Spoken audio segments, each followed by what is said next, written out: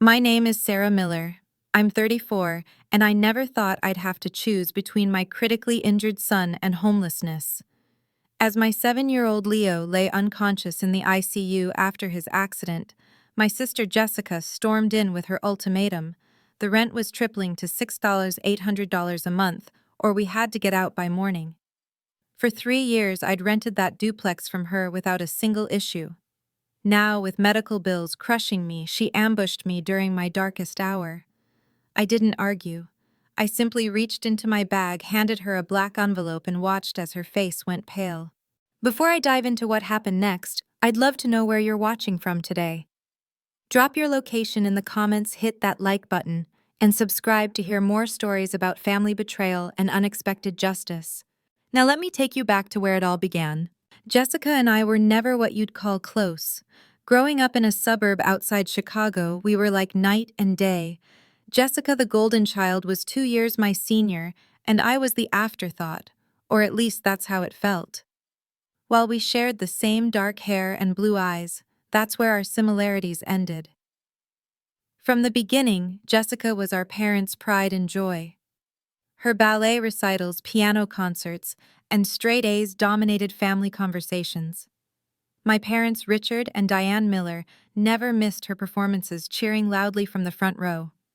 My softball games, they'd show up for the last inning, if at all, with my father checking his watch every few minutes. Jessica's just like me, my father would boast to friends and family. She's got that business sense. Meanwhile, my mother would rush to defend her when teachers called about her bossy behavior or when neighborhood parents complained about her entitled attitude. I was the opposite, quiet, artistic, and fiercely independent. By 14, I was babysitting to buy my own art supplies. By 16, I had saved enough from various jobs to buy my first car, a beaten-up Honda that Jessica refused to be seen in. My parents interpreted my self-reliance as aloofness rather than necessity. "Why can't you be more like your sister?" became the refrain of my childhood. What they failed to see was that Jessica's confidence was built on their constant validation, while mine grew from surviving without it. College marked our first real separation. Jessica attended our father's alma mater, an expensive private university, where she majored in business, but spent most of her time socializing. I won a scholarship to the Rhode Island School of Design, where I studied graphic design and worked 2 jobs to cover expenses. After graduation, our paths diverged further. I moved to New York, landed a job at a design agency, and built a reputation for myself. Jessica moved back home, worked for our father's company, and lived rent-free while complaining about her entry-level 6-figure salary.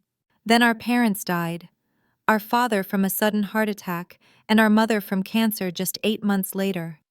Their passing revealed much about their financial situation, and by extension, their priorities.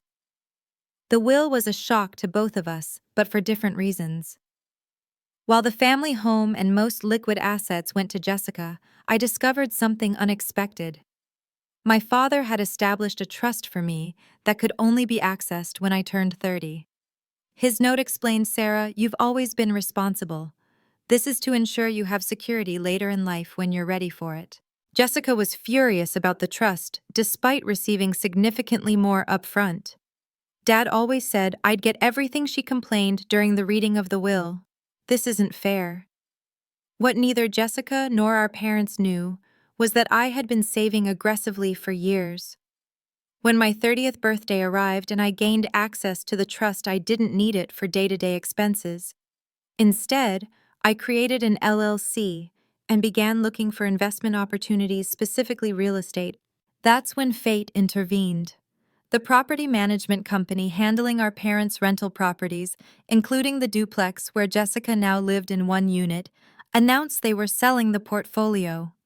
Jessica, who had blown through much of her inheritance on luxury vacations and failed business ventures, couldn't afford to buy them. Through my LLC Horizon Investments, I purchased the entire portfolio, including the duplex. No one connected me to Horizon. I used my lawyer David Chen as the public face. Jessica assumed the properties had been sold to some faceless corporation, and I saw no reason to correct her. Why keep it secret? I knew my sister. If she discovered I owned the buildings, she'd expect special treatment. Missed payments would become family favors and the professional relationship would disintegrate. So I maintained the illusion that she was dealing with a management company, not her sister. Meanwhile, my personal life took several turns. I met Kevin Peterson at a charity gala in Manhattan, tall, charming, and seemingly successful in finance. Our whirlwind romance led to marriage within a year, and Leo arrived 9 months later. For a while, everything seemed perfect, but Kevin's charm masked serious flaws. His successful career was largely fabricated. He moved from job to job, getting fired for poor performance or ethical violations. When Leo was 3, I discovered Kevin had racked up massive gambling debts and had been stealing from our joint accounts. The divorce was ugly but necessary. Kevin fought for custody not because he wanted to be a father, but because he knew child support would come from my growing income. When the judge awarded me full custody with Kevin granted supervised visitation, he stopped showing up altogether. His last child support payment came 2 years ago before he disappeared somewhere in Florida. Through all this, I never told Jessica about my financial situation. When Leo and I needed a fresh start away from New York and the memories of Kevin, I approached Jessica with a proposition I'd rent the vacant unit in the duplex where she lived, giving her a steady income as my landlord. She agreed eagerly, likely seeing it as another opportunity to lord something over me. The arrangement worked for 3 years. I paid rent on time to the management company, which secretly sent most of it back to me as the owner, while maintaining the property at my own expense under the guise of improvements. Jessica took credit for being a generous landlord whenever I fixed something, never questioning why a tenant would spend their own money on owner responsibilities. All the while, I continued building my remote graphic design business, creating brands for clients nationwide, while raising Leo in the quiet suburb where we'd grown up. Life wasn't perfect, but it was stable. Until it wasn't. As I sat in that hospital room watching machines breathe for my son, I had no idea that my carefully constructed world was about to collide with Jessica's latest crisis. I should have seen it coming. Jessica's problems had a way of becoming everyone else's emergency. By my 34th birthday, I had established a comfortable routine. My graphic design business had grown enough that I could be selective about clients working remotely from my home office while Leo attended the local elementary school. Each morning, I'd walk him to the bus stop at the end of our street, his Spider-Man backpack bouncing as he skipped alongside me, chattering about dinosaurs, space, or whatever his current obsession was. Leo had my artistic eye and curiosity, but none of my childhood shyness. At 7, he was all boundless energy and imagination, building elaborate Lego structures, creating his own comic books, and making friends wherever he went. His teachers praised his creativity and kindness, traits I'd worked hard to nurture in him. "Mom, do you think I could be an astronaut and an artist?" He'd ask regularly, his big blue eyes serious beneath his mop of brown hair. "You can be anything you put your mind to." I'd always answer, determined that my son would never question his worth or potential the way I had growing up. Co-parenting with Kevin was non-existent. After the divorce, his calls became infrequent, then stopped altogether. His child support checks, always late, eventually ceased when he moved to Florida, without providing a forwarding address. Leo occasionally asked about his father, but the questions grew less frequent as time passed. My heart broke watching him scan the fathers at school events, but I poured all my love into being both parents for him. Our life in the duplex was peaceful. My side had 3 bedrooms, one for each of us, and my home office with a small backyard where Leo could play. I'd invested in renovating my unit when we moved in, updating the kitchen and bathrooms, under the pretense of being an unusually invested tenant. Jessica, living in the attached unit, would occasionally drop by unannounced, usually to brag about a purchase or complain about her latest boyfriend troubles. My closest friend in town was Emily Carter, a kindergarten teacher I'd reconnected with after moving back. She lived a few blocks away and often joined us for movie nights or helped with Leo when I had deadlines. Our neighbor, Mr. Henderson, a widowed retiree, became something of a grandfather figure to Leo, teaching him about gardening and fixing bicycles. Tuesday, April 14th, began like any other day. I made Leo chocolate chip pancakes, a weekly tradition, checked his homework, and walked him to the bus stop. Before he boarded, he gave me his usual hug and said, "Love you to Pluto and back, Mom." I watched until the bus turned the corner, never imagining it would be the last normal moment we'd have for months. At 1:42 p.m., my phone rang the school's number, lighting up my screen. My stomach dropped immediately. Schools don't call in the middle of the day with good news. "Ms. Miller." The voice belonged to Principal Davis, tight with controlled urgency. "There's been an accident during recess. Leo fell from the climbing structure.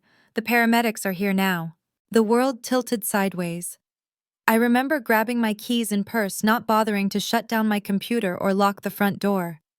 I drove to the school on autopilot, hands shaking on the steering wheel, praying to anyone who would listen. When I arrived, an ambulance was already pulling away, sirens blaring. Principal Davis intercepted me in the parking lot. "They're taking him to Chicago Children's." He hit his head. He hasn't regained consciousness. The next hours passed in a blur of terror. Following the ambulance to the hospital, the emergency room's controlled chaos, doctors asking questions I struggled to answer through my panic. Words like traumatic brain injury, intracranial pressure, and induced coma bounced off me like hail. Dr. Evans, the pediatric neurologist assigned to Leo's case, finally provided clarity in the waiting room, his kind eyes serious behind wire-rimmed glasses. "Leo has suffered a significant head trauma," he explained gently. "There's swelling in his brain, and we've placed him in a medically induced coma to give his brain time to heal. We'll need to perform surgery to relieve the pressure." "Will he?" I couldn't finish the question. "The next 72 hours are critical," Dr. Evans said, placing a steady hand on my shoulder. "Leo is young and otherwise healthy, which works in his favor. But I want to be honest with you, we're looking at a serious situation." They allowed me to see him before surgery. My vibrant, energetic boy lay still, tubes and wires connecting him to machines that beeped and hissed. His small face was swollen and bruised, nearly unrecognizable. I held his limp hand, making promises I wasn't sure I could keep. "You're going to be okay, baby. Mom's here. I'm not going anywhere." The surgery lasted 4 hours. Emily arrived halfway through, bringing me coffee and a change of clothes, sitting silently beside me as I stared at the waiting room clock. Mr. Henderson called hourly for updates. Even my clients, notified by my hastily set up email autoresponder, sent messages of support. After surgery, Dr. Evans reported cautious optimism. "We've relieved the pressure successfully. Now we wait and monitor." The ICU became my new home. I slept in a reclining chair beside Leo's bed, leaving only to shower in the hospital's family room. Days blurred together, marked by nurse shift changes and doctor rounds. The medical bills began arriving even before Leo stabilized, insurance covering portions, but leaving thousands in out-of-pocket expenses that quickly drained my emergency fund. Through it all, Jessica was notably absent. I'd left her a voicemail the night of the accident, but she hadn't responded, not unusual for her when others' crises didn't directly benefit her. I was too focused on Leo to chase her down. By the 5th day, Leo's condition had stabilized but remained critical. He hadn't woken up yet, but the doctors were slowly reducing his sedation, hoping for signs of consciousness. I was talking softly to him, telling him about a squirrel I'd seen on the hospital grounds when the ICU door swung open. Jessica stood there, designer handbag over her arm, not a hair out of place. After nearly a week of her nephew fighting for his life, she'd finally made an appearance. But something in her expression told me this wasn't a compassionate visit. "We need to talk," she said, barely glancing at Leo's still form. "About the property." Jessica's timing couldn't have been worse. I'd been awake for nearly 36 hours straight, leaving Leo's side only for bathroom breaks. My hair was pulled back in a messy ponytail, and I was wearing the same hospital gift shop sweatpants for the second day. Meanwhile, Jessica looked like she'd stepped out of a business meeting in her tailored blazer and pearl earrings. "Can't this wait?" I asked, my voice raw from exhaustion. "Leo's condition is still critical." Jessica glanced at my son's unconscious form, her expression softening momentarily. "He looks stable enough." She perched on the edge of the visitor chair, placing her designer bag carefully away from any hospital equipment. "I'm sorry about Leo, really. Kids are resilient, though. I'm sure he'll bounce back." Her casual dismissal of Leo's life-threatening condition made my jaw clench, but I'd long ago learned that engaging with Jessica's insensitivity only encouraged it. What about the property? I prompted, wanting to get whatever this was over with so I could return my attention to Leo. Jessica crossed her legs and smoothed her skirt. Well, there's no easy way to say this, but I'm going to need to raise your rent. She said it with the same tone someone might use to announce a slight change in dinner plans. I stared at her. Now you want to discuss rent while Leo is in intensive care? It's unfortunate timing, she conceded with a shrug, but business is business, Sarah. How much of an increase, I asked, though something in her demeanor told me I wasn't going to like the answer. Jessica examined her manicure before meeting my eyes. I'm tripling it. Starting next month, it'll be $600 or $800. The number hit me like a physical blow. My current rent was $200 already slightly above market value, but I never complained since I knew where the money ultimately went. $800 was completely unreasonable, especially with mounting medical bills. That's impossible, I said. You know that's not market rate for the area. Why would you? The market is… Whatever I say it is, Jessica interrupted. It's my property and I need the money. If you can't pay, you need to be out by tomorrow morning. Tomorrow, that's not legal. Tenant law requires… I don't care what's legal, she snapped, making air quotes. I have expenses, Sarah, major expenses that have come up suddenly. I studied my sister's face, recognizing the tightness around her eyes, the slight twitch in her left cheek, signs I'd seen before, when she was in financial trouble. What did you do this time? I asked quietly, not wanting to disturb Leo or alert the nurses to our increasingly tense conversation. Jessica's composure cracked slightly. Nothing. Well, I made some investments that didn't work out as planned. Investments. Like your investment in your ex-boyfriend's food truck that disappeared overnight, or your investment in cryptocurrency that crashed. Her cheeks flushed with anger. You think you're so perfect, don't you, little Sarah, who always did everything right? Well, not all of us can be so boring and responsible. The conversation was devolving as it often did with Jessica. I took a deep breath and tried a different approach. Jessica, even if I wanted to pay that amount, I can't. Look around you. I gestured to the hospital room. Leo's medical bills are already in the tens of thousands. Insurance isn't covering everything. I'm barely keeping my head above water. For a moment, I thought I saw a flicker of empathy in her eyes, but it vanished quickly. That's not my problem, she said coldly. I need the money. Either pay up or get out. Your choice. A memory flashed through my mind, Jessica, at 10 years old, holding my favorite doll hostage, demanding I give her my dessert for a week if I wanted it back. Some things never changed. What exactly happened? I pressed. This isn't just about bad investments, is it? Jessica's facade cracked further. She glanced at the door, then lowered her voice. Fine. If you must know, I've got some gambling debts. Significant ones. To people who don't take, I need more time for an answer. There it was. Jessica had always had a weakness for casinos, starting with weekend trips to Atlantic City in her 20s. It seemed the occasional indulgence had escalated. How much do you owe? I asked. Enough that I need your rent tripled, she snapped. The details aren't your business. They are if you're making your problem my problem, I countered, especially when it affects my son's stability during a medical crisis. Jessica stood abruptly. Look, I don't have time to debate this. $800 by the first of next month or eviction. Those are your options. I've already listed the unit online in case you decide to be difficult about this. The audacity was breathtaking even for Jessica. As she paced the small hospital room, I thought about all the times throughout our lives when her problems had become everyone else's emergency. The family vacation canceled because Jessica failed 3 classes and needed summer tutoring. My college graduation party becoming a celebration of Jessica's new job instead. My parents missing Leo's birth because Jessica had a breakup and needed them more. Always, I had been expected to understand, to accommodate, to put my needs last. It was the unspoken family rule. Jessica's crisis trumped everything. As I watched her check her reflection in the window of Leo's hospital room, adjusting her hair, while my son fought for his life, something shifted inside me. A lifetime of patience and understanding hardened into resolve. So that's it. I asked, my voice steadier than I expected.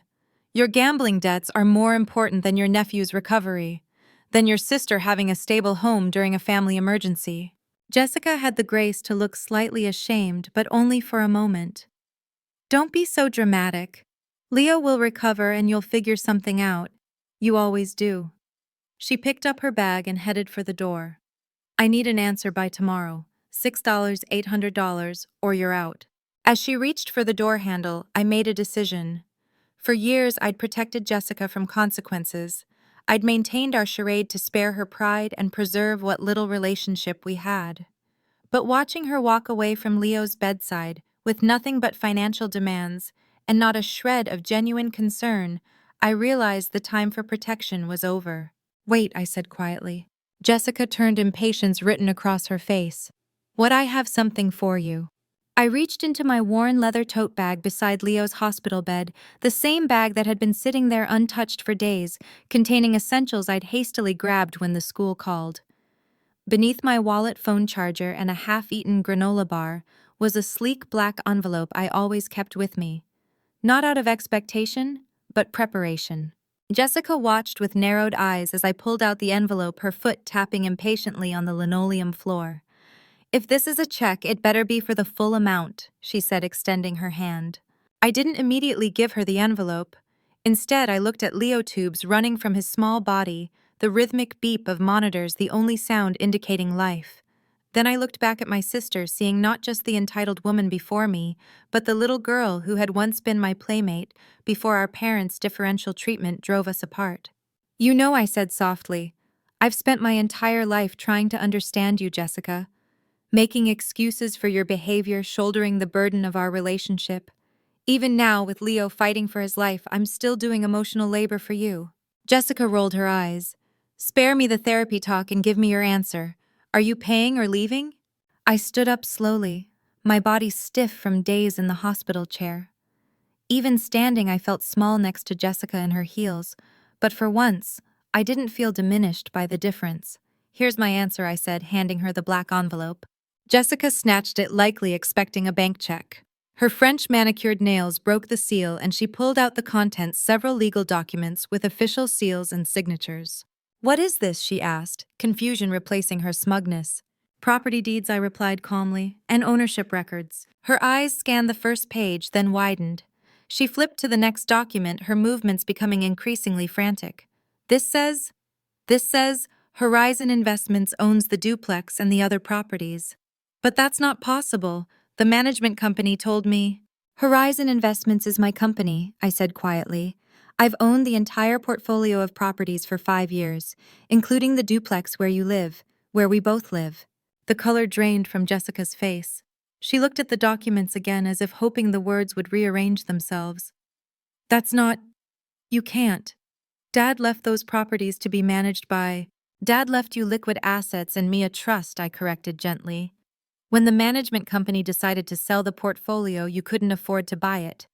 But I could, through my LLC. Jessica sank into the visitor's chair, the papers trembling in her hands. So all this time, when I thought I was your landlord, you were actually my tenant, I confirmed. I kept up the arrangement because it seemed to make you happy, thinking you had some power over me. And honestly, it was simpler than dealing with the fallout of you knowing the truth. The rent payments went to the management company, which took their fee and passed the rest to Horizon Investments. To me. I essentially paid rent to myself while maintaining the illusion that you were in charge. Jessica's shock was giving way to anger, her cheeks flushing red. This is a trick, you're lying. Call David Chen, I suggested, naming my attorney. His number is on the documents. He handles all Horizon's legal matters. He'll confirm everything. As the reality sank in, Jessica's expressions cycled through disbelief, rage, and finally fear. So what now? She asked, her voice smaller than I'd heard it in years. Are you going to evict me? Is this your revenge? I shook my head. No, Jessica. I'm not you. I don't use housing as a weapon against family members. Before Jessica could respond, the door opened and Nurse Ramirez, Leo's night nurse, entered. She glanced between us, immediately sensing the tension. Everything okay in here? She asked, her experienced eyes taking in Jessica's distress and my exhaustion. We're just finishing a family discussion, I assured her. Well, I need to check Leo's vitals and change his IV, Nurse Ramirez said firmly. Maybe you could continue your conversation outside. Jessica stood abruptly still, clutching the documents. "We're done here anyway." She moved toward the door, then stopped and turned back. "This isn't over, Sarah." "Actually, it is," I replied evenly. "You have until the end of the month to decide if you want to stay as my tenant, paying the fair market rate of $200, or find somewhere else to live. Your choice." As Jessica stormed out the door, swinging shut behind her, Nurse Ramirez raised an eyebrow. "Family," I said by way of explanation. She hummed knowingly as she checked Leo's monitors. Family can be the biggest blessing and the biggest challenge all at once. I sat back down beside Leo, taking his small hand in mine. The confrontation had left me drained but also strangely liberated. For the first time in our adult lives, Jessica and I saw each other clearly, without the distortion of our childhood roles. As Nurse Ramirez worked efficiently around us, I leaned close to Leo's ear and whispered, "It's just you and me against the world, buddy, and we're stronger than anyone knows." I had no idea then that our strength would be tested even further before the night was through. The calm after Jessica's dramatic exit lasted exactly 43 minutes. I was dozing in the chair beside Leo's bed, my hand still resting on his, when the monitor suddenly erupted in a cacophony of alarms. Leo's body went rigid, then began to convulse. "Seizure," Nurse Ramirez shouted, hitting the emergency call button while simultaneously lowering Leo's bed to a flat position. The room flooded with medical personnel. Someone gently but firmly pulled me away from the bed as the team worked on my son. Dr. Evans arrived moments later, barking orders as he assessed Leo. "BP's dropping," one nurse called out. "O2 sat down to 82," another reported. "We need to intubate now," Dr. Evans decided. "Get OR3 ready, we're going back in." I stood pressed against the wall, hands covering my mouth, watching helplessly as they prepared to rush Leo back to surgery. As they unlocked the bed's wheels, Dr. Evans approached me. "The intracranial pressure has increased." Suddenly, he explained, his voice calm, despite the urgency of the situation. "We need to operate immediately to relieve it." "But he was stable," I whispered. "You said he was stable." "With brain injuries, conditions can change rapidly," he said, placing a steadying hand on my shoulder. "I need your consent for emergency surgery." I signed the forms without fully seeing them, my vision blurred by tears. As they wheeled Leo away, Dr. Evans paused. "We'll do everything we can," he promised before following the team down the hall. Left alone in the suddenly quiet room, I collapsed into the chair, my legs no longer able to support me. The beeping machines, the rumpled sheets, evidence of Leo's presence, but no Leo. The absence was deafening. I don't know how long I sat there frozen in shock before Emily burst in, still wearing her classroom clothes, concern etched across her face. "I came as soon as I got your text," she said, though I had no memory of texting her. I must have done it on autopilot while signing the consent forms. When I didn't respond, Emily knelt before me, taking my ice-cold hands in hers. "Sarah, what happened?" "They took him back to surgery." I managed, my voice distant to my own ears. "His brain, the pressure, he was seizing." Emily wrapped her arms around me, and something broke. The dam of composure I'd maintained for days through the accident, the first surgery, the endless waiting, even through Jessica's cruel ultimatum, finally crumbled. I sobbed into Emily's shoulder, raw, guttural cries that seemed to come from somewhere beyond myself. "He can't die," I gasped between sobs. "He's all I have. He's everything. He's not going to die," Emily said firmly, though we both knew she had no power to make such promises. "He's a fighter, just like his mom." Time lost all meaning in that waiting room. Emily got me to the surgical floor where we sat side by side on uncomfortable plastic chairs. She brought me water I couldn't drink and food I couldn't eat. The clock on the wall seemed to move at half speed, each minute stretching into eternity. 3 hours into the wait, I caught a glimpse of Jessica in the hospital lobby, through the waiting room's glass doors. She was speaking with a man in a suit, her latest lawyer, I assumed. When she saw me watching, she quickly turned away, heading for the exit. Even now, with Leo fighting for his life, her priorities were clear. A strange calm settled over me then. If Leo survived, when Leo survived, things would be different. No more accommodating toxic relationships. No more prioritizing peace over health. No more allowing Leo to believe that the way Jessica treated us was normal or acceptable. Dr. Evans finally emerged after 4.5 hours, still in his surgical scrubs, looking exhausted, but not defeated, a distinction I'd learned to recognize in the faces of medical professionals. "We've managed to reduce the pressure," he said, sitting beside me. "We had to remove a small portion of skull to allow room for the swelling. It sounds dramatic, but it's a standard procedure for this situation." And I pressed, needing the bottom line. "And he's stable," Dr. Evans continued. "More stable than before. The next 48 hours will be critical. We'll keep him in a medically induced coma to give his brain maximum chance to heal. But he'll wake up eventually." I couldn't stop myself from asking the question that had haunted me since the first surgery. Dr. Evans didn't offer false comfort. Brain injuries are unpredictable. Some patients recover fully, others partially. Some have lasting effects. It's too soon to know where on that spectrum Leo will fall. I nodded, appreciating his honesty even as it terrified me. "Can I see him?" I asked. "He's in recovery now. Once he's settled back in the ICU, the nurse will come get you." When Dr. Evans left, Emily insisted I eat something. She guided me to the cafeteria and placed a sandwich and apple juice in front of me. I managed a few mechanical bites, tasting nothing. "You need to keep your strength up," she reminded me gently. "Leo is going to need you at full capacity when he wakes up, when not if." The word choice wasn't lost on me. Back in the ICU waiting room, Emily finally addressed what she'd obviously been wondering. "I saw Jessica leaving earlier. Did she actually come to support you?" I gave a hollow laugh. "Not exactly. I filled her in on Jessica's ultimatum and my revelation about the property ownership." Emily's eyes widened. "You've owned the duplex this entire time and she never knew." "I kept it quiet for simplicity's sake," I explained. "But threatening to triple the rent while Leo's fighting for his life? That crossed a line I can't uncross." "What will you do now?" Before I could answer, Nurse Ramirez appeared. "You can see him now." Leo had been moved to a different ICU room with even more machines surrounding him. His head was wrapped in fresh bandages, his face pale against the white sheets. Despite Dr. Evans's warning about the skull removal, the sight of my son's misshapen head beneath the bandages made my knees buckle. Nurse Ramirez quickly guided me to the chair beside his bed. "The swelling makes it look worse than it is," she assured me. "Once the swelling reduces, you'll hardly notice." I reached for Leo's hand, careful not to disturb the IV line. "Hey, Leo," I whispered, using my special nickname for him. "Mom's here. I'm not going anywhere." Emily stayed through the night, sleeping awkwardly in the recliner by the window, while I maintained my vigil at Leo's bedside.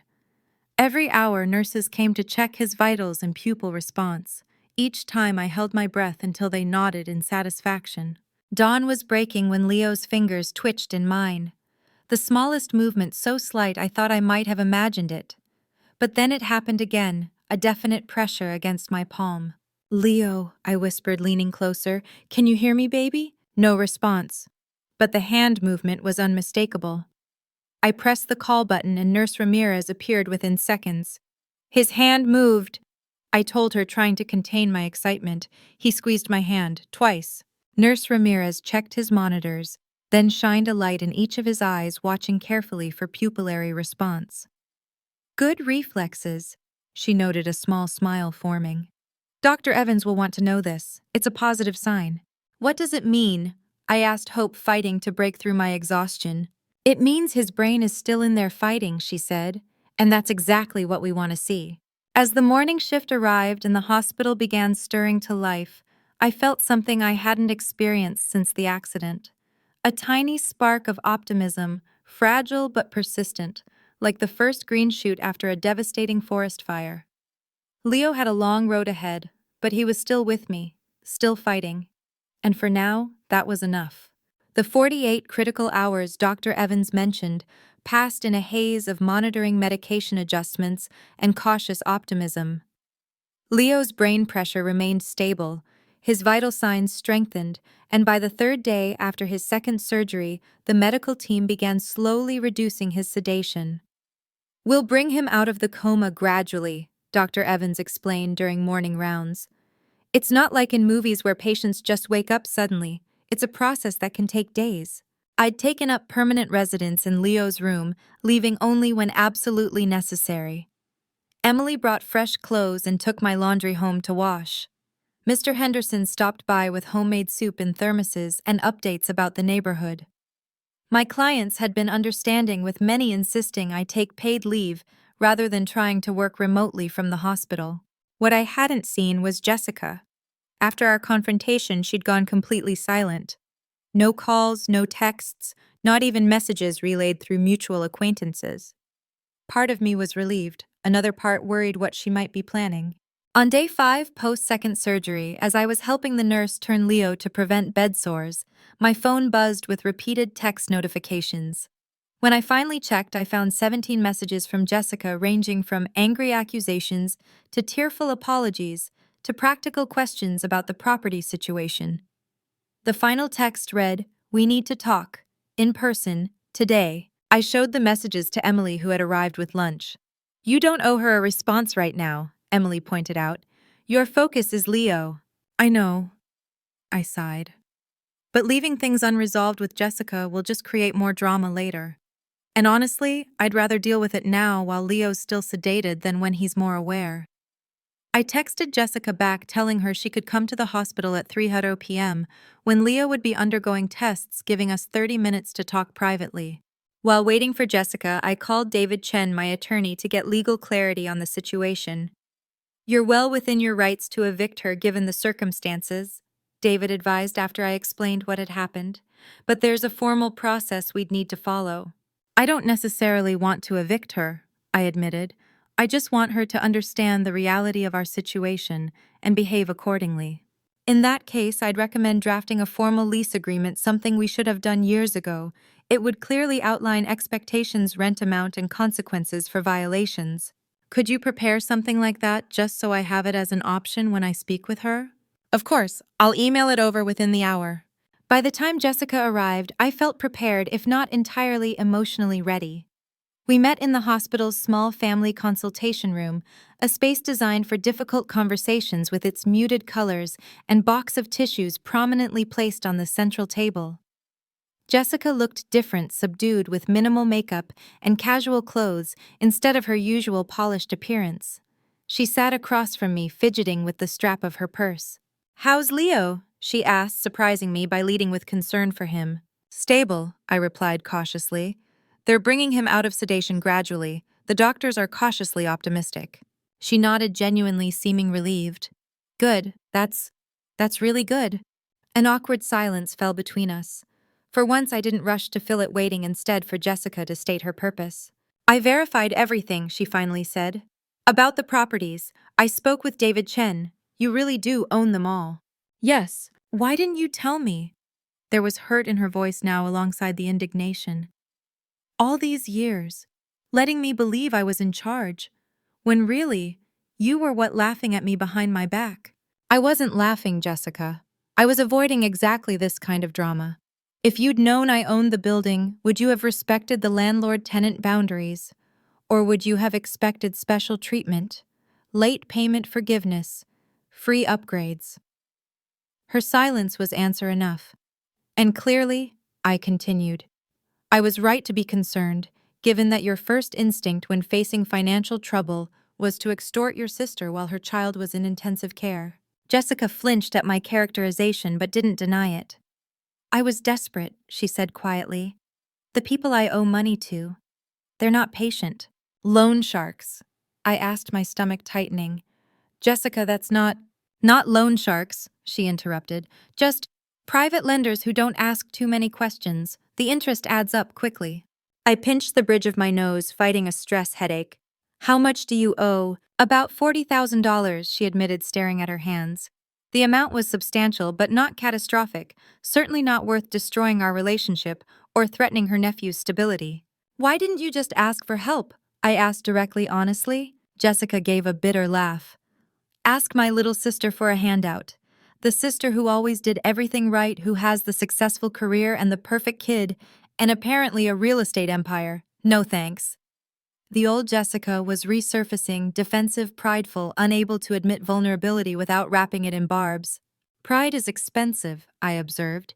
It nearly cost you your housing and what's left of our relationship. She looked away, blinking rapidly. So what happens now? Are you evicting me? I reached into my bag and pulled out the documents David had emailed over which I'd printed at the nurse's station. This is a formal lease agreement, I explained, sliding it across the table. 1-year term, $200 monthly rent, the fair market rate, due on the 1st of each month. Late fees apply after the 5th, no special exceptions or family discounts, but also no arbitrary increases. Jessica flipped through the pages, surprise evident on her face. You're still willing to rent to me after everything. You're Leo's aunt. Despite our differences, you're family. I don't want to disrupt your housing situation if we can find a way forward that works for everyone. She studied me, suspicion giving way to cautious relief. What's the catch? No catch, just boundaries. This is a business arrangement, not an emotional one. You pay rent on time, respect the property, and we maintain a professional landlord-tenant relationship. And my debt situation? I'd given this considerable thought. I'm not paying it off for you. That would just enable more of the same behavior. But I do have a proposal. I outlined my offer. I would loan her the money to pay off her high-interest debts, but she would repay me through a structured payment plan with reasonable interest secured by a legal agreement. Additionally, she would need to attend financial counseling and gambling addiction support groups. That's actually fair, Jessica admitted after hearing the terms. More than fair considering what I did. It's not about punishment, Jessica. It's about breaking destructive patterns. Before she could respond, my phone buzzed with a text from Nurse Ramirez. Leo opened his eyes during reflex tests. Doctor says come now. I stood abruptly. I have to go. Leo's showing signs of consciousness. Jessica stood too, uncertainty on her face. Would it be okay if I came too to see him? The request surprised me. In all the days since the accident, Jessica had shown minimal interest in Leo's condition, but the vulnerability in her expression seemed genuine. All right, I agreed. But if it's too much for him or if the medical team objects, you'll need to leave immediately. We hurried back to the ICU where Dr. Evans and 2 nurses were gathered around Leo's bed. As we entered, I saw what had prompted the urgent message. Leo's eyes were indeed open, though unfocused, blinking slowly against the room's light. Leo, Dr. Evans was saying, can you hear me? Blink twice if you can hear me. We all held our breath, one slow blink, then another.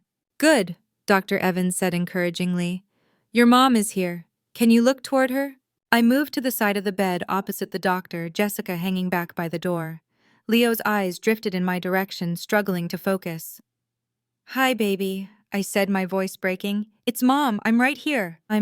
For a moment, there was no recognition in his gaze. Then his lips moved slightly, forming what might have been an attempt at Mom, though no sound emerged around the breathing tube. Don't try to talk, Dr. Evans instructed gently.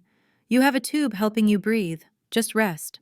The connection lasted only seconds before Leo's eyes drifted closed again, but it was enough to send tears streaming down my face. This is excellent progress, Dr. Evans assured me. The fact that he's responsive, recognizes you, and attempted communication are all positive signs. I nodded, too overcome for words. When I finally looked up, I saw Jessica watching from the doorway, her own eyes wet with tears. Over the next week, Leo's improvement continued steadily. The breathing tube was removed, replaced with a nasal cannula. He began speaking in short sentences, recognizing familiar faces, and even watching brief cartoons on the tablet Emily brought from home. The portion of skull they'd removed would need to be replaced in a future surgery, but for now, a special helmet protected the vulnerable area when he was awake. Through it all, Jessica became a more regular presence. She didn't stay long during visits, clearly uncomfortable in hospital settings, but she came every other day bringing small gifts, a new stuffed dinosaur, comic books, a space-themed nightlight that projected stars on the ceiling. Aunt Jessica brought you something cool today, I told Leo during one such visit 2 weeks after his second surgery. He was sitting up in bed, still weak, but increasingly alert. Is it another dinosaur? He asked, his speech slightly slower than before but improving daily. Jessica laughed, pulling a small package from her bag. Not this time, buddy. It's a model rocket kit. We can build together when you're feeling better. Leo's face lit up. Awesome, I love rockets. I remember, Jessica said softly, and I realized she actually did remember. She'd heard him talking about space during one of her rare visits to our home months ago. It was a small thing, but the fact that she'd paid attention enough to recall his interest touched me unexpectedly. Later, as I walked Jessica to the elevator, she paused before pressing the call button. I signed the lease, she said, pulling the folded document from her purse. And I've looked into those financial counseling sessions you mentioned. That's good, I replied, genuinely pleased by her initiative. I also wanted you to know, I'm sorry. Not just about the rent thing, about everything. The way I've treated you and Leo over the years. She stared at the floor, uncharacteristically vulnerable. I've always been jealous of you, you know. Jealous of me? I couldn't hide my surprise. But you were always the favorite, the one who got everything. I got things, she corrected. You got strength, independence, real connections with people who actually care about you, not just what you can do for them. She gestured back toward Leo's room. A sun who lights up when you walk into the room. Do you know how valuable that is? Before I could respond, the elevator arrived. Jessica stepped inside, then held the door open for a moment longer. I'm trying to be better, she said simply. It's harder than I thought it would be. As the doors closed between us, I realized that for the first time in our adult lives, my sister and I might be moving toward an authentic relationship. Not the perfect sisterhood of childhood dreams, but something real with boundaries and respect on both sides. The road ahead would be challenging for Leo's recovery and for our family's healing, but for the first time, I felt hopeful that we all might emerge stronger from this crisis than we'd been before. 3 months after Leo's accident, we finally came home. The homecoming was nothing like I had imagined during those early, terrifying days in the ICU. I had pictured carrying my weak, barely conscious son into the house, setting up a hospital bed in the living room, and essentially creating a home nursing unit. Instead, Leo walked through our front door on his own, 2 feet, his space-themed helmet protecting the still healing area of his skull, a wide smile lighting up his face as he saw the Welcome Home Leo banner Emily and Mr. Henderson had hung across the living room. My Legos! He exclaimed, spotting his beloved collection exactly as he'd left it the morning of the accident. Mom, can I build something? After you rest a bit. I compromised, knowing his energy levels still fluctuated dramatically. And remember what Dr. Evans said about taking breaks. Leo's recovery had been remarkable, but not without challenges. The neurological team had been honest with me about what to expect while he'd regained most motor functions and his personality remained intact. He struggled with short-term memory, became frustrated easily and tired quickly. There would be months of outpatient therapy ahead, and the protective helmet would stay until his skull replacement surgery in another 3 months. But he was alive, he was home, and he was still my Leo, perhaps a bit different, but his curiosity, kindness, and imagination remained undimmed by the trauma his young brain had endured. As Leo settled onto the couch with a dinosaur documentary, his current obsession having expanded to include paleontology, I unpacked the hospital bags we'd lived out of for 92 days. Emily had cleaned the house thoroughly before our arrival, even putting fresh flowers on the kitchen table. A knock at the door revealed Mr. Henderson holding a homemade lasagna. Figured cooking was the last thing you needed to worry about tonight, he said, the corners of his eyes crinkling with his gentle smile. You're a lifesaver, I told him, accepting the dish gratefully. Want to come in? Leo would love to see you. The evening turned into an impromptu welcome home gathering as Emily arrived after school with cupcakes, and even David stopped by with a gift card for a meal delivery service. Through it all, Leo soaked up the attention, showing off his new medical knowledge. Did you know the human brain feels like jello? And collecting promises of future outings once he'd regained more strength. Notably absent was Jessica, though she texted earlier. Hope homecoming goes well. Stopping by tomorrow instead. Don't want to overwhelm Elle on his first day back. The consideration surprised me, one of many small shifts I'd observed in my sister over the past months. She'd been keeping to our new landlord-tenant agreement, scrupulously paying rent on time, and even helping with some duplex maintenance without being asked. Our conversations remained somewhat stilted, decades of dysfunction, not erased by a single crisis, but the effort on both sides was genuine. After everyone left, and Leo was tucked into his own bed for the first time in months, surrounded by his favorite stuffed animals, his nightlight projecting stars on his ceiling, I finally allowed myself to truly exhale. Sitting at the kitchen table with a cup of tea, I pulled out the journal I'd started keeping during Leo's hospitalization, turning to a fresh page to record this milestone day. The next morning, I woke to find Leo already up, carefully arranging his Lego pieces on the living room floor. "Hey, buddy," I said, kneeling beside him. "You should have woken me if you needed help." "I didn't need help," he replied, concentration evident as he connected two difficult pieces. "And you were sleeping so good." His small act of consideration brought a lump to my throat. Throughout his recovery, Leo had shown remarkable empathy, often asking how I was feeling or insisting I take breaks from his bedside. The ordeal had matured him in ways both heartbreaking and beautiful to witness.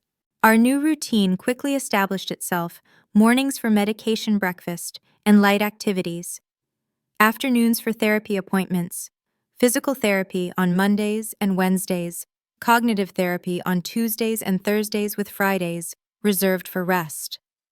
I had arranged to continue working remotely indefinitely, my clients understanding and supportive of our situation.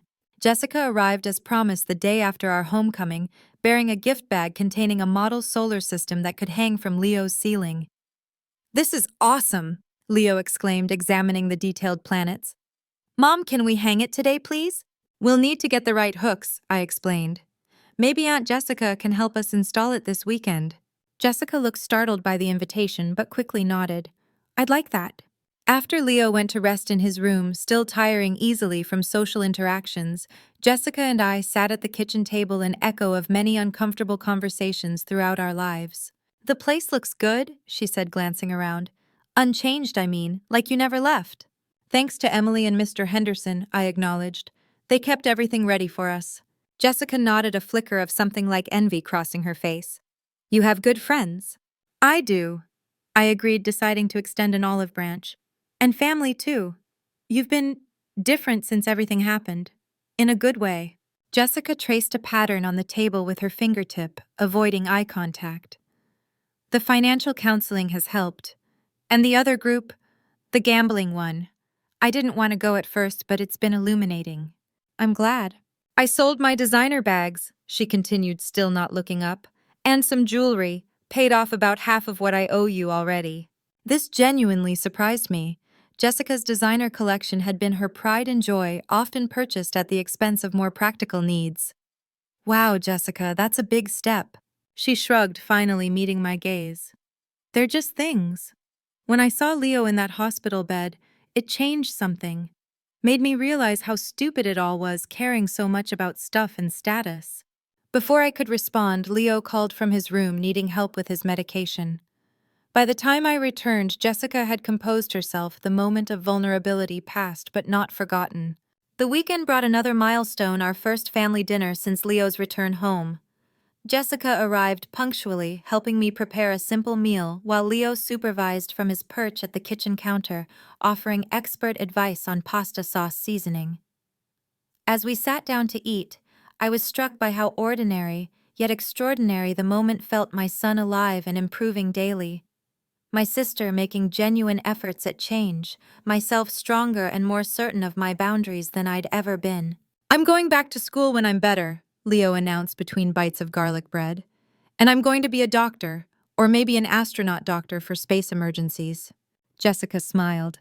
"That sounds perfect for you, buddy. You've certainly had enough medical experience to get a head start." "Dr. Evans says my brain is super interesting," Leo informed her proudly.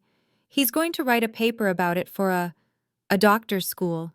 "Medical journal," I corrected gently. "And yes, your recovery has been very impressive. The doctors have learned a lot from you." As Leo launched into a detailed explanation of his upcoming skull replacement surgery, complete with sound effects that made Jessica wince, I felt a profound sense of gratitude wash over me. Not just for Leo's survival and recovery, but for the unexpected gifts that had emerged from our crisis: a new understanding with my sister, a deeper appreciation for my support network, and an unshakable confidence in my own strength. 6 months after the accident, life had found a new normal. Leo returned to school part-time, his skull successfully reconstructed, though he still attended therapy sessions and tired more easily than before. His teachers developed a modified curriculum to accommodate his needs while challenging his sharp mind. Jessica and I had settled into a relationship that, while not perfect, was more honest than ever before. She paid her rent on time, attended her support groups, and had even started taking classes at the community college, small steps toward greater independence and responsibility. As for me, I found myself changed in ways both subtle and profound. I no longer avoided confrontation at all costs, having learned that boundaries were not just important, but essential. I spoke more directly, made decisions more confidently, and valued my own judgment in ways I never had before. One evening, as Leo and I sat on our back porch watching the sunset, a ritual we'd developed since his recovery, he asked a question that caught me off guard. "Mom, are you glad about what happened? Not the accident part, but the other stuff." "What do you mean, buddy?" He furrowed his brow, searching for the right words, something he still sometimes struggled with. Like, with Aunt Jessica. And you being braver now. His perception startled me. "How do you know I'm braver?" Leo shrugged. "You talk different, stand taller, don't let people make you sad anymore." He paused, then added with the simple wisdom of childhood, "You know who you are now." I pulled him close, this remarkable child who had been through so much and still saw the world with such clarity. "You're right," I admitted. "Sometimes the hardest moments teach us the most important lessons. I'm not glad about what happened to you. I would take away your pain in a heartbeat if I could. But I'm grateful for what we've learned, for how we've grown stronger together." Leo nodded seriously. "Like my doctor said, we adapt and overcome." Exactly like that. I agreed, watching as the last rays of sunlight gilded his profile. The journey hadn't been one I would have chosen, the terror of nearly losing my child, the betrayal by my sister, the months of uncertainty and recovery. But through it all, I had discovered truths I might never have learned otherwise, that I was stronger than I knew, that boundaries were acts of love rather than selfishness, and that sometimes the most painful crises led to the most profound healing. As Leo began pointing out the first evening stars appearing in the darkening sky, naming constellations he'd memorized during long hospital nights, I made a silent promise to myself and to him to carry these lessons forward, to continue building a life where authenticity and self-respect were foundations rather than aspirations. Our story wasn't over. In many ways, it felt like we were just beginning a new chapter. Whatever challenges lay ahead, we would face them together, stronger for having weathered the storm. A practical lesson from this story. This journey taught me a powerful lesson. Your financial independence is your freedom. It's not just about paying bills, it's about having the power to protect yourself and your loved ones. It's the ability to say no to toxic situations, to set firm boundaries without fear of retaliation, and to be the landlord of your own life, not just a tenant in someone else's drama. Building your own financial security piece by piece is the ultimate act of self-respect. It gives you a voice when you feel voiceless, and options when you feel trapped. Have you ever had to stand up to a family member who took advantage of your kindness, or experienced a crisis that ultimately led to positive change? Share your story in the comments below. If this resonated with you, please like, subscribe, and share it with someone who might need to hear that strength often emerges from our most difficult moments.